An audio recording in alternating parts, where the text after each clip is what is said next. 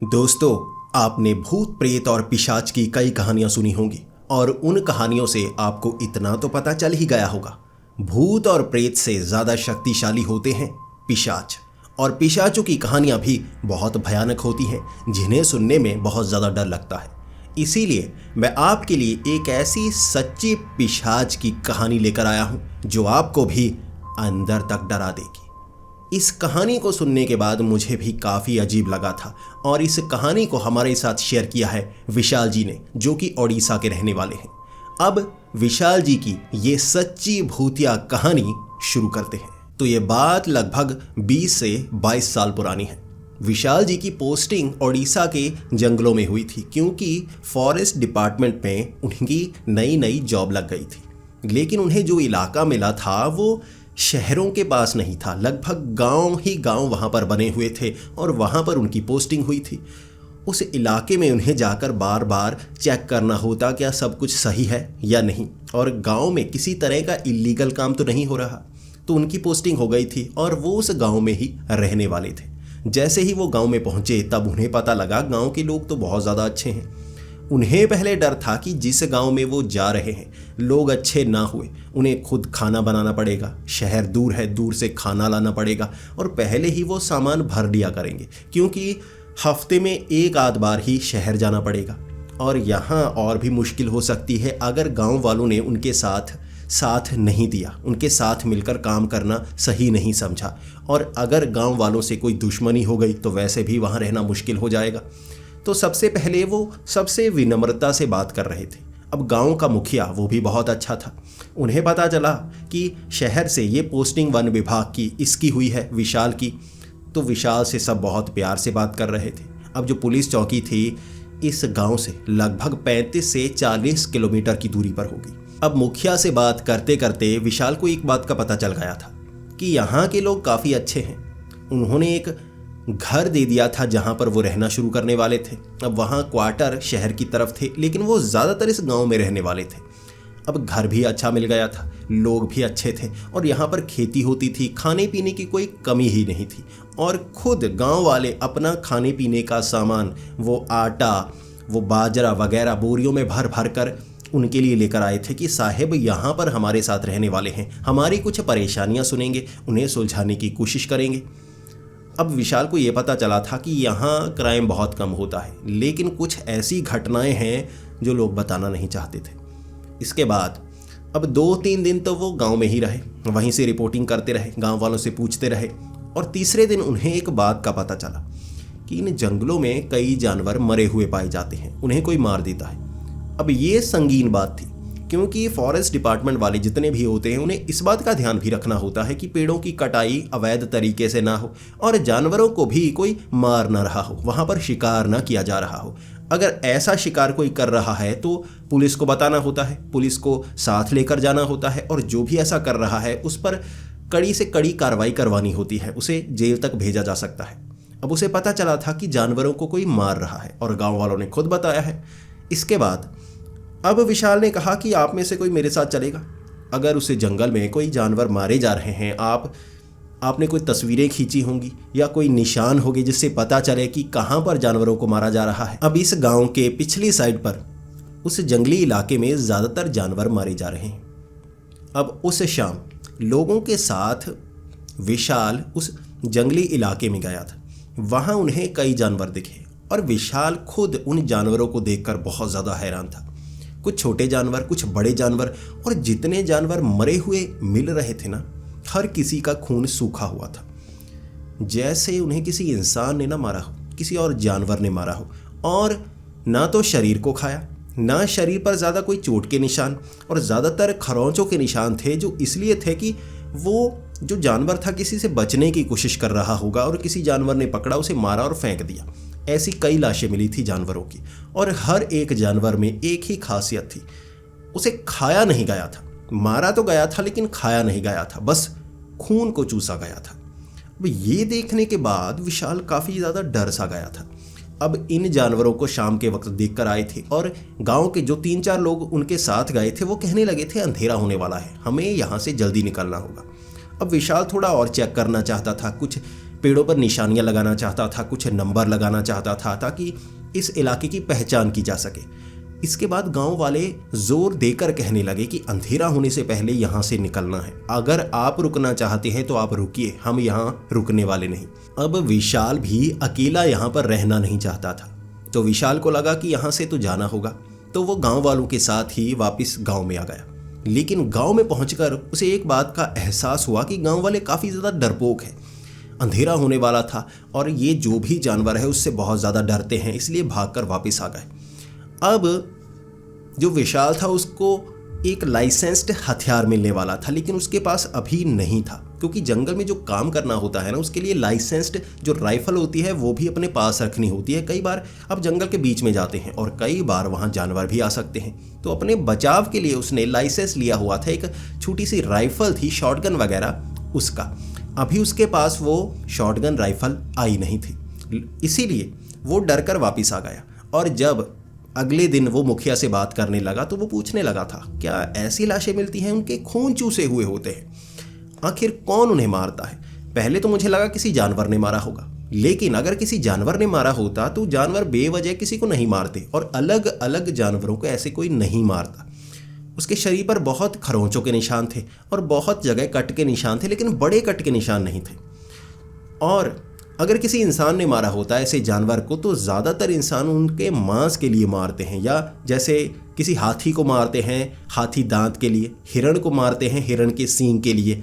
आखिर खरगोश, कोई हिरण, कोई इस तरह के जानवरों को मारकर इस तरह छोड़कर नहीं जाता, कौन हो सकता है? तो पहले कुछ दिन जो गांव के मुखिया ने भी विशाल को बात नहीं बताई थी, वो ये बात थी, देखिए आप हमारी बात पर यकीन नहीं करेंगे, शहर से जो भी आते हैं हमारी बात पर यकीन नहीं करते, हमें गवार कहते हैं। मैं आपको जो बताऊंगा क्या आप उस पर यकीन करेंगे?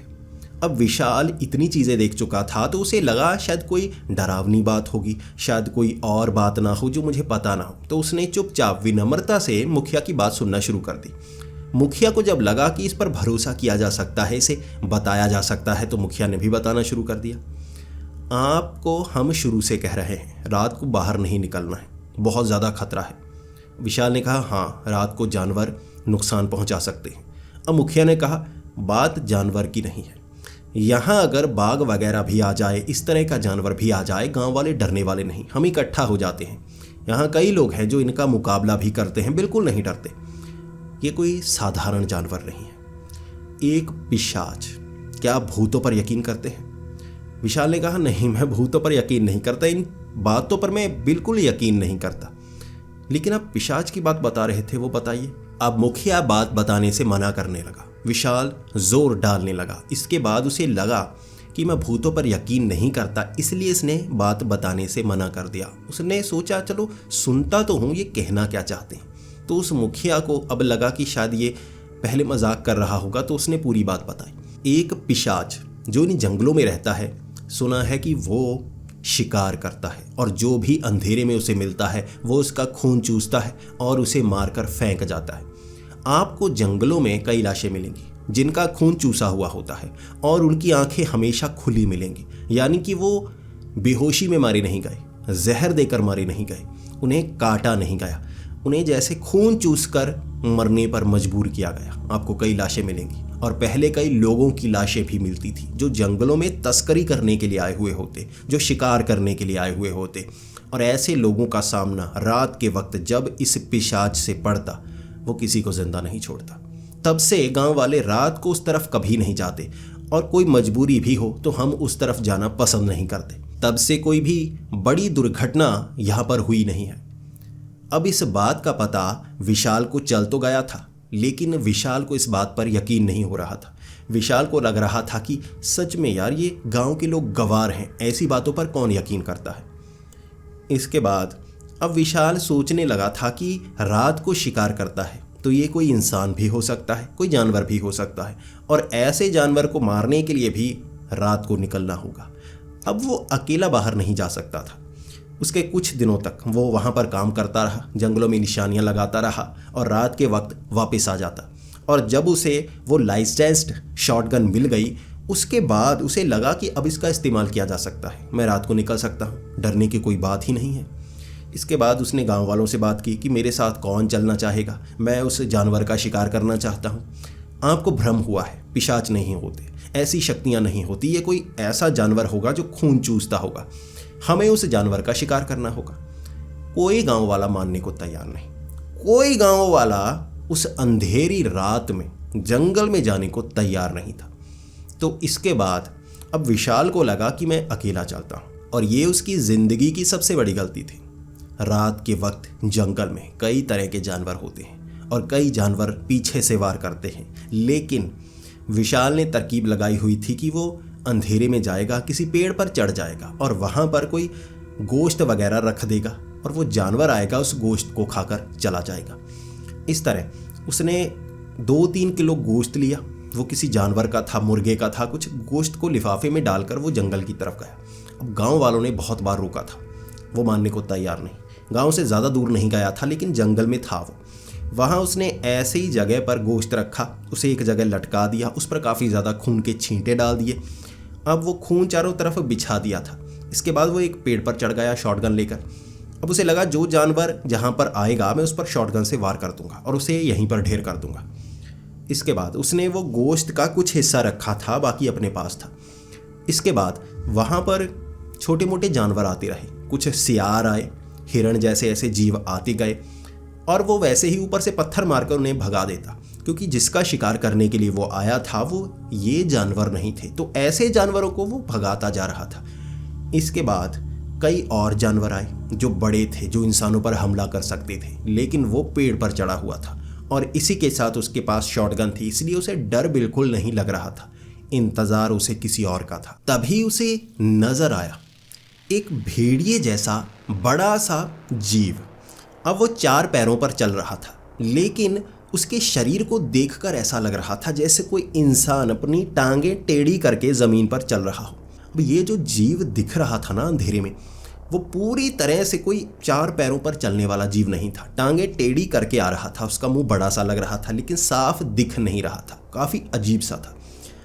अब विशाल इंतज़ार करने लगा कब वो जीव धीरे धीरे उस मांस को खाएगा। जब करीब आएगा मैं उस पर वार करूंगा, लेकिन पहले समझूं कि वो वही जीव है जो खून पीता है।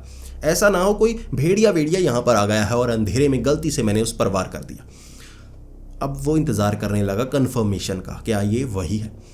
इसके बाद वो जो जीव था ना, वो धीरे धीरे सूंघता सूंघता जो खून के छींटे डाले गए थे उसकी तरफ से आया, सूंघते सूंघते अब नीचे जो गोश्त का हिस्सा रखा था उसे सूंघने लगा। इसके बाद उसने उस गोश्त के हिस्से को थोड़ा सा हिलाया। अब वो जो गोश्त को हिलाया उसने खाया नहीं, सिर्फ सूंघ कर उसे छोड़ दिया। इसके बाद वो जो जीव था वो सूंघने लगा, इधर उधर सूंघता गया। फिर वो सूंघता सूंघता पेड़ की तरफ आने लगा। उस पेड़ के ऊपर विशाल चढ़ा हुआ था। अब विशाल को थोड़ा खतरा महसूस होने लगा। अब सूंघते सूंघते वो जो जीव था वो पेड़ के नीचे आ गया। अब जो भेड़िए होते हैं पेड़ों पर चढ़ नहीं सकते, इसलिए विशाल को कोई डर नहीं था। वो बस कंफर्म करना चाहता था क्या ये भेड़िया ही है, लग तो वैसा ही रहा है, लेकिन शरीर का स्ट्रक्चर इंसानी था। और उसके बाद जो उसने देखा ना वो हैरानी वाला था। आसपास पेड़ थे, चांद की रोशनी कम पड़ रही थी, इसलिए साफ नज़र नहीं आ रहा था।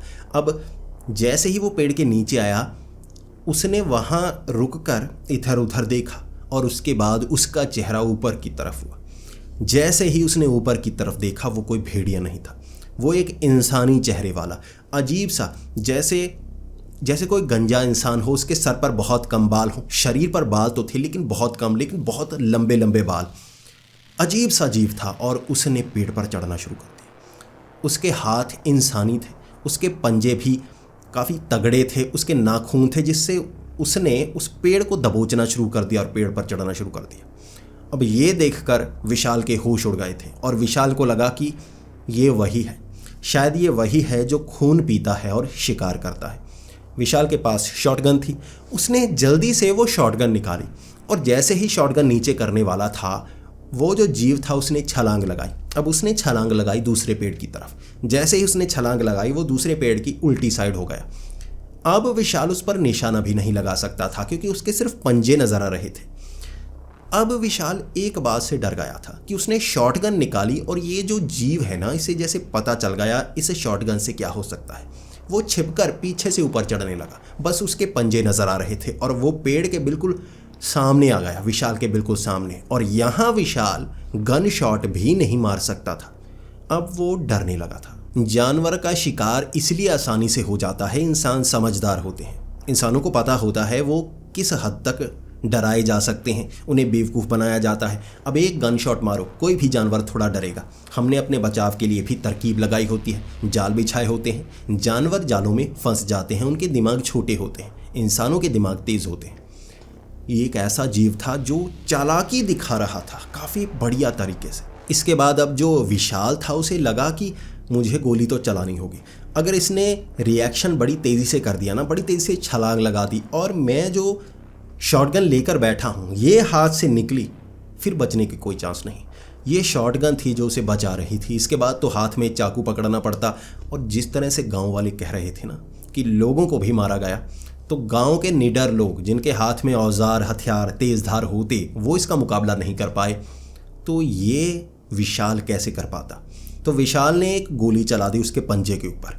जैसे ही विशाल ने उसके पंजे पर गोली चलाई, अब शॉटगन की जो गोली होती है वो एक गोली नहीं होती, एक बड़ी सी गोली में छर्रे होते हैं, वो फैल कर टकराते हैं। अब पंजे पर जब वो छर्रे टकराए तो उसकी एक चीख निकली, और ये चीख इंसानी थी, किसी जानवर की चीख नहीं थी। जैसे इंसान के चोट लगती है, हम आउच या कुछ कहते हैं, इस तरह वो चीखा था इंसानी आवाज़ में। और इसके बाद उसने छलांग लगाई दूसरे पेड़ की तरफ।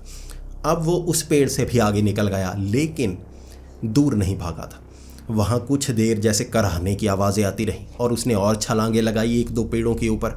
अब आसपास से आवाज़ें आ रही थी और इतना पक्का था, भागा नहीं है वो, डरा नहीं है वो यहीं पर। अब वो करीब आने की कोशिश करता और विशाल उस तरफ बंदूक की जो नली घुमा देता और वो आवाज़ कहीं और से आने लगती। वो हवा में गोली चलाकर वेस्ट नहीं करना चाहता था, क्योंकि उसे इस बात का डर था उसके पास गोलियां कम हैं। सारी गोलियां चला दी तो अंतिम समझदार जीतता है, और वो यही तो करवा रहा था। वो गोली चलवाना चाहता था। एक गोली पंजे पर लगी है, हो सकता है जानबूझकर उसने चलवाई हो, वो नाटक कर रहा हो। विशाल ने गोली नहीं चलाई, वो धीरे से पेड़ के पीछे हो गया। अब उसने जो पाँव पर रस्सी बांध रखी थी जिससे पेड़ पर चढ़ा जाता है, गांव वालों ने ये तरकीब सिखाई थी, इससे वो पेड़ के दूसरी साइड हो गया। वही दिमाग अब विशाल लगा रहा था जो वो जीव लगा रहा था। वो भी पेड़ के पीछे था, अब विशाल भी पेड़ के पीछे। अब विशाल पेड़ के पीछे से खिसकता खिसकता पेड़ से नीचे। उसके बाद उसके पास शॉटगन, और वो जो जीव था जिसे वो पिशाच नहीं मान रहा था, गांव वाले पिशाच कह रहे थे, वो उसका पीछा करने लगा। अब वो पेड़ों के पीछे से, और जैसे ही विशाल को डर लगता वो अपने उस बंदूक की नली उस तरफ करता, और जैसे ही नली उस तरफ करता आवाज़ आना बंद, यानी कि वो जीव भी डर जाता। इसके बाद बड़ी मुश्किल से वो गांव तक पहुंचा था, और गांव तक पहुंचकर उसे सांस में सांस आई। वो अपने घर गया और कुंडा लगाया अंदर से बंद। तब उसे लगा कि मैं बच तो गया, लेकिन कुछ तो गड़बड़ है, ये कोई साधारण जीव नहीं है, हो सकता है ये पिशाच हो। जैसे समझदारी वो दिखा रहा था। फिर विशाल ने सांस ली, उसे लगा चलो कोई बात नहीं, मुकाबला किया और मैं बचकर आ गया, जिंदा तो हूँ। लेकिन विशाल को ये पता नहीं था ये जो पिशाच है ना, ये पीछा करता है, शिकार को छोड़ता नहीं। अब विशाल ने उसे देख लिया था कि कैसा जीव है। वो भयानक था, वो अजीब था, इंसानी लगता था, भेड़िए जैसा भी लगता था, और वो जिंदा था, शिकार करता था। अब विशाल घर में खाना खाने के लिए वो बर्तन इकट्ठा करने लगा। इसके बाद उसे महसूस हुआ कि घर के बाहर कोई चल रहा है। वहाँ काफ़ी पेड़ लगे हुए थे, सूखे पत्ते थे और उन पत्तों पर चलने की आवाज़। रात को कुत्ते भी आसपास चलते थे, लेकिन इस तरह घर के इर्द गिर्द घूमते नहीं रहते थे।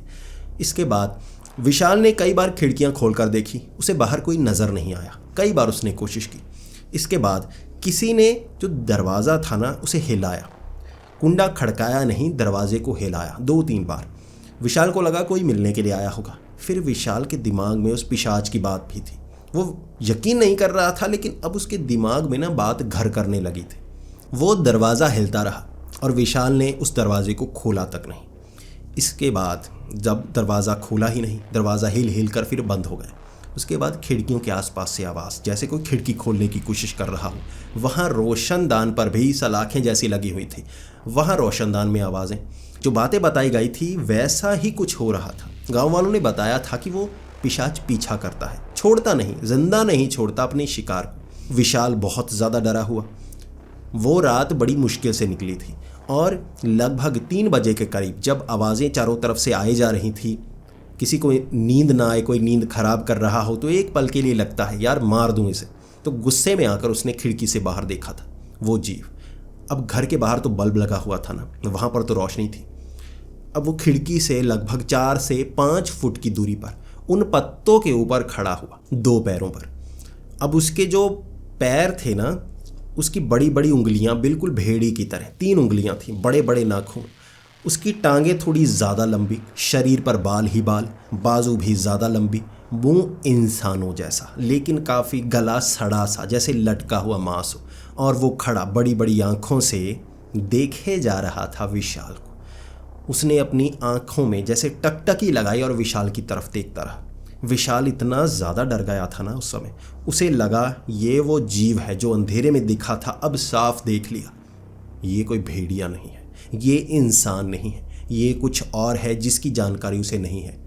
शायद ये पिशाच है और पिशाच अब उसका पीछा कर रहा है। अब विशाल ने सारी खिड़कियां दरवाजे बंद कर लिए। पूरी रात दरवाज़ा हिलता रहा, खिड़कियां हिलती रहीं और विशाल बाहर निकला तक नहीं। विशाल बाहर निकलना चाहता ही नहीं था। वो रात बड़ी मुश्किल से गुजारी थी। जब सुबह सूरज की किरणें चढ़ गई तब वो आवाज़ें बंद हो गई। इसके बाद जब विशाल घर से बाहर निकला गांव वालों को बताने के लिए, उसने देखा घर के इर्द गिर्द जो पत्ते थे, पत्तों के नीचे जैसे मिट्टी को खरोंचने के निशान। ऐसा लग रहा था कई जगह जैसे कुत्ते जैसे खड्डे बनाए हुए थे, जैसे उसने खड्डा खोदकर नीचे से अंदर घुसने की कोशिश की हो। कई जगह खड्डे किए हुए थे। जो घर की नींव थी ना, वो नींव तक दिख रही थी। कई जगह खड्डे, कई जगह खरोंचे, सामने वाले पेड़ों पर खरोंचे जैसे खिसियानी बिल्ली खंबा नोचे। ये खिसियाना पिशाच था जो पेड़ों को नोच रहा था। अब विशाल को भी पता था खंबे की जगह वो भी हो सकता था। अब गांव वालों की बातों पर यकीन तो करना होगा। जब वो गांव वालों के पास पहुंचा, इसके बाद गांव वाले पूछने लगे रात को क्या हुआ, आप बच तो गए ना। उसने कहा मैं तो बच गया लेकिन मैंने उसे देखा। अब गांव वाले इस बात से हैरान थे कि आप जिंदा कैसे हैं, उसके हाथों से कोई नहीं बच सकता। ये बात सुनकर विशाल घबरा गया। अब विशाल को वो बातों का पता चल रहा था जो पहले उसे बताई नहीं गई थी। इस बात को किसी को इसलिए नहीं बताया जाता था कि हर कोई गांव वालों को गवार कहता था। पिशाच पर कौन यकीन करता है, विशाल भी नहीं करता था। अब विशाल का सामना हुआ था, विशाल बचने के लिए सोच रहा था। अब विशाल ने पूछा कि उससे बचा कैसे जा सकता है। गांव वालों ने कहा कि वो किसी को छोड़ता नहीं, जब पीछा करता है तो करता ही रहता है और मौका ढूंढता है मारने का। गांव के बीच बने घरों में घुसकर भी वो लोगों को मार कर जा चुका है, लेकिन सिर्फ शिकार को। जो शिकार उसे पसंद होता है, जो रात को उसे मिलता है, बचकर निकल जाए, वो ढूंढ ढूंढ कर उसे मारता है। अब विशाल जानता था कि बचने का कोई रास्ता नहीं है, इनके पास तो कोई है नहीं, तो उसने पुलिस को बताना सही समझा। अब कुछ अधिकारी थे जो उसे जानते थे क्योंकि उसे जंगल में रेड मारनी पड़ती थी। वो ऐसे ही एक पुलिस वाले के पास पहुंचा, उसे कहने लगा। अब पहले जब विशाल ने बताया कि कोई घर के इर्द गिर्द घूमता है, उसका पीछा करता है, उसे नुकसान पहुंचाने की कोशिश कर रहा है, उस पुलिस वाले ने कहा था कोई बात नहीं, गांव का होगा, मैं जाकर आता हूं गांव में, धमकी देकर आता हूं मुखिया को। अब सुरक्षा आपकी जिम्मेदारी है, अगर इसे कुछ हुआ ना, मैं कह दूंगा ढूंढो गांव में कौन है, कौन शराबी है, कौन लुटेरा है, इस तरह के हर किसी को पकड़ेंगे, 1-2 मारेंगे, उसके बाद खुद बयां कर देंगे। अब विशाल कहने लगा ये गांव का नहीं है। तो उसने कहा बाहर से है, कोई जंगलों में भटकता नजर आता है, बता जरा, पकड़ के डालते हैं जेल में, फिर पता चलेगा।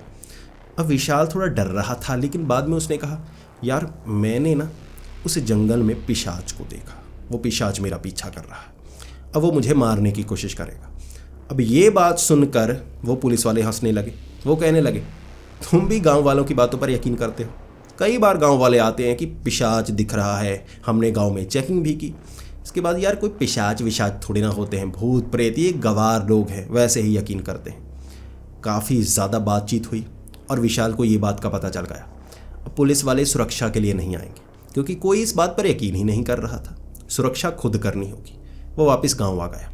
अब मुखिया से पूछा, मुखिया ने बताया कि बचने का रास्ता शायद ये है कि या तो वो पिशाच आपको मारे या आप पिशाच को मार दें। अब विशाल को लगा था कि रात को वो दोबारा आएगा और उसने मुखिया से बात की। उसके बाद उन्होंने हथियार औजार इकट्ठा किए। जिस घर में अब विशाल था उस घर में लोगों को बुलाया गया। आसपास के घरों में हथियार लेकर लोग छिपकर बैठ गए थे। वो दोपहर को ही बैठ गए थे। अंदर ही खाना खाया ताकि किसी को शक तक ना हो। आवाज़ नहीं की, चुप करके वहीं पर बैठ गए। और कुछ लोगों के पास बंदूकें भी थी। वो बंदूकें कहीं से पकड़ कर लेकर आए थे या कैसे भी उन्होंने बंदूकें इकट्ठा की अब बचाने के लिए। अब विशाल रात को खिड़की के पास बैठ गया इंतज़ार करने के लिए वो कब आएगा। अब वो खिड़की से थोड़ा पीछे था। इस बात का भी डर था कहीं खिड़की से हाथ डालकर मार न दे और खून न चूस ले।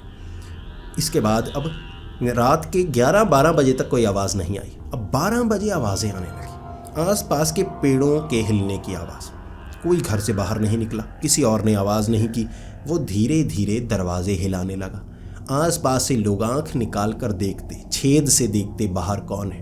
पिशाच नजर आता। मौका एक मिलेगा, अगर वो भाग गया तो बाद में शिकार करेगा क्योंकि उसे लगेगा कि सब मुझे पकड़ना चाहते हैं। इससे पहले ऐसा प्लान किसी ने नहीं बनाया था एक पिशाच का शिकार करने का। हमेशा जो शिकारी होता है उसे लगता है कि मैं शिकार करूंगा, और जो शिकार होता है वो डर कर भागेगा। अगर जो शिकार होता है वो प्लान बनाकर शिकारी को मारने के लिए आए तो शिकारी समझ नहीं पाएगा। अब वो जो पिशाच था उसे लग रहा था कि मैं शिकारी हूँ और मैं शिकार को आराम से पकड़ूंगा, किसी न किसी समय मार दूंगा। उसको शिकार बनाया जा रहा था। इसके बाद वहाँ फुल प्रूफ प्लान था। धीरे धीरे वो घर के आसपास आने लगा। वो दरवाजे को खटखटाने लगा। अब जो विशाल था दरवाजे के पास जाकर कहने लगा, कौन हो तुम? मुझे क्यों मारना चाहते हो? क्यों मेरा पीछा कर रहे हो? चले जाओ। अब उस पिशाच ने कोई जवाब नहीं दिया। वो दरवाजे हिलाता रहा, खिड़कियां हिलाता रहा। उसके बाद अब एक खास मौका था तो विशाल ने क्या किया, दरवाजे की कुंडी खोल दी। उसके दिल की धड़कन इतनी ज़्यादा तेज़ थी, उसे लगा था मौत आ सकती है। लेकिन उस घर में 10 से 12 लोग थे। वो भी डरे हुए थे लेकिन हथियार लेकर पूरी तरह से तैयार। अब उसने वो दरवाज़ा खोला, उसके बाद भागकर पीछे आ गया। वो पिशाच धीरे धीरे चलता, सूंघता सूंघता अंदर आया था। जैसे ही वो अंदर आया, अब उसने विशाल को निहत्था देखा। उसके हाथ में बंदूक नहीं थी। विशाल ने पूरी तरकीब लगाई थी। एक अलमारी के पीछे बंदूक रखी थी, वो भी लोडेड। अब उसने हाथ लटका कर दिखा दिया और उसके बाद डर कर पीछे होने लगा। अब जैसे ही उस पिशाच ने विशाल पर हमला करने की कोशिश की, वहाँ 10 लोग थे, टूट पड़े। कुछ के पास बंदूकें, कुछ के पास हथियार, और वार करने लगे। उसके बाद करीब से विशाल ने शॉटगन निकाली और शॉटगन उसकी छाती पर, यानी कि वो छर्रों से छाती छल्ली कर दी। अब पीछे से वो भीड़ गांव की जो घर के बाहर भी उसे निकलने नहीं देना चाहती थी, तलवार तेजधार हथियार उस पर वार करते रहे और वो बचने के लिए पंजों से सबको खरोंच रहा था, बड़े बड़े पंजे, और उसका वार काफ़ी तगड़ा। कई के बड़े बड़े कट लगे थे छाती पर, गर्दन पर, सर पर। उसके जैसे नाखून काफ़ी तेज धार थे। गांव वाले डर रहे थे। जिनके पास तो बंदूकें थी, शॉटगन, वो तो वार पर वार, और वहीं वो कमज़ोर पड़ गया। इतने वार पिशाच भी झेल नहीं सकता था।